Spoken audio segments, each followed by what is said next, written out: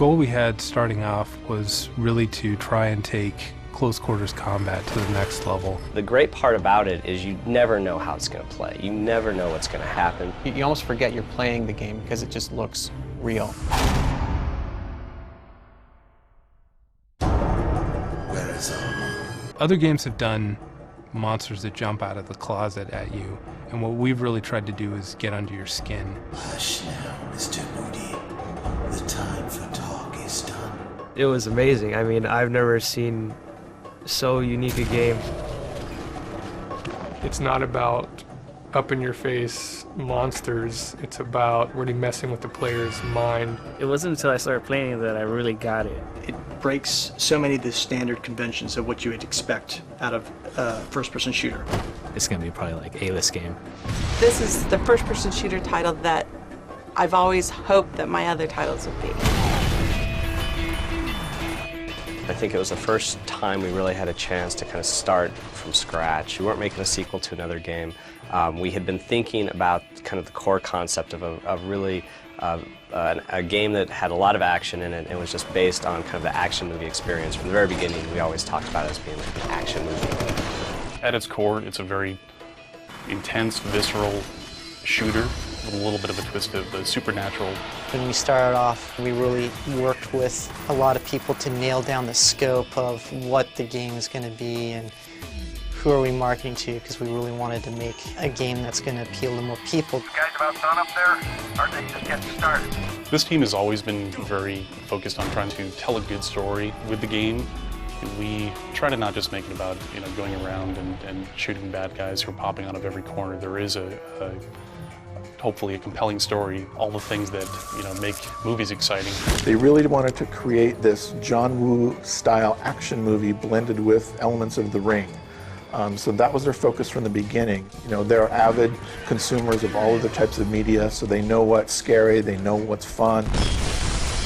The horror element actually suggested itself and seemed to fit right in with the story that we had come up with initially, which did have some kind of paranormal elements to it already. The key thing is the blending of this over-the-top, just visceral action game with just great elements of horror that are tied in with suspense and just the whole eeriness of it. Getting that sort of feel inside an action game just hasn't been done yet. Storytelling structure hasn't changed for thousands of years at least. In all recorded stories, they have some key structural elements. Craig's really good at adapting the story to fit within the capabilities of what we could do within the game. Because it is a game and because the player is a participant, the more you can do real time with the player in control, the more immersive the experience becomes. Monolith has taken a lot of care not to be in your face with the the kind of scary moments or the gore even. There's a lot of times it's what you don't see is scarier than what you do see. You're genuinely creeped out. When you're testing something specific, you can get very focused on it. And there was a particular scene where Alma, the little girl, I had placed her, I had her walking across a doorway, and I had sort of forgotten that she was there. So I'm walking around looking at the lighting and the scene, and I turn around and catch her out of the corner of my eye, and I just completely freaked out because I'd forgotten she was there, and she's just standing there kind of looking at me. It's chilling. In our bathrooms, they have the round ceiling lights, and one of them was burnt out, and the other one was flickering. There's been a number of times where I've walked into the bathroom and turned on the light, and in the mirror, seen a dark shadow behind the door as I closed it. One day, John Mulkey came running into my office, and he's like, there's like this shadow in the bathroom, and it's freaking me out. I can't stand it. I swear it happened. No one believes me. And it was weird because I went in there and I was kind of laughing to myself, going, yeah, whatever. And I walked in there, I'm like, God, this is a freaky room. This is scary. We don't use that bathroom as much anymore. One of the biggest challenges we had was overcoming the technological hurdle. This technology is getting so much more realistic and detailed that the time and the resources it takes to actually finish and complete a world is increased, fivefold, but the resources have maybe only increased, by 30%. So we're having to become much more creative in using tools to allow us to create that kind of content. We've spent a lot of time just trying to make the combat sequences as intense as we possibly can. So to do that, we're utilizing all the strengths of the technology.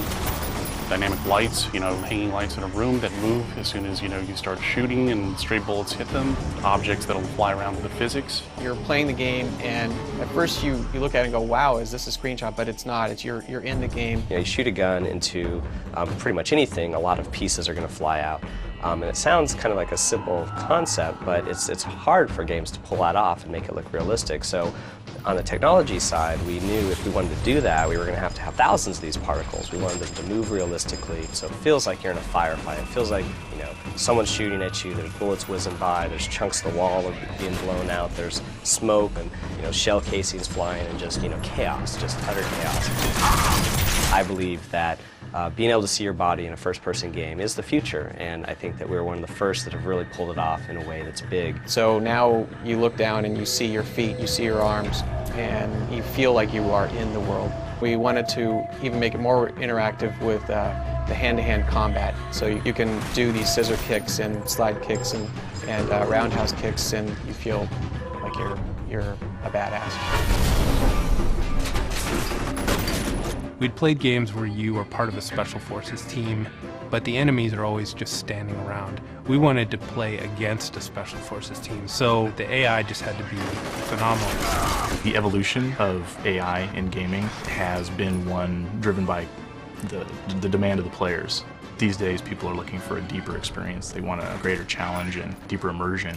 Pretty much the whole gameplay revolves around the AI.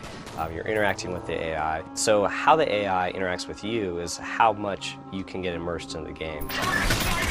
We place a lot of hints in the environment that the AI can use. So when you come into a situation where you've got bad guys rushing into a space, what they do is really based upon your actions. If you decide to take cover and head off in one direction, the AI will have a number of available options presented to them because of what you do. The cool thing about the AI in F.E.A.R. is it's not scripted, it's part of their behavior. So they'll walk out to an area and they'll evaluate what they want to do to get at the player, to get away from the player. So each time they do that, it could be different. We have an assassin character who can cloak and cling to walls and jump over railings and comes right up on top of you. We've also added the squad behavior for the AI. So now when you come into an area, you have to fight the whole squad. It's not just each individual AI by themselves. They can communicate with each other. You'll hear them talk about he's behind the wall or he's trying to flank us. It comes back to that focus on the close quarters combat. The experience of being in a space with a squad of enemies and fighting them and defeating them is really, really satisfying. And that's our greatest achievement on this game.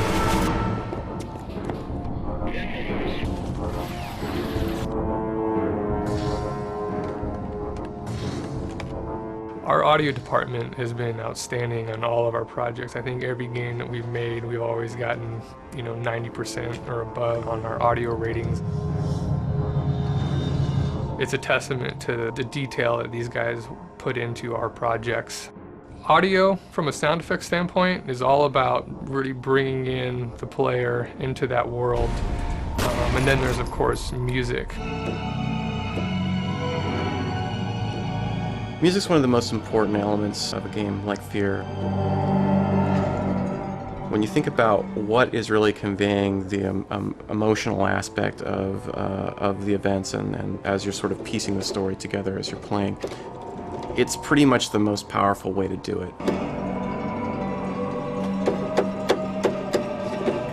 You actually have something there that really gives you a sense of what that feels like, and you can't describe it. You can really only describe it with music. The music we did for F.E.A.R. was a conscious effort to try to be somewhat minimalistic. We didn't want to have soundtracks playing throughout the game. We wanted something that just kind of blended in with the environment and the ambience, just to keep people on edge.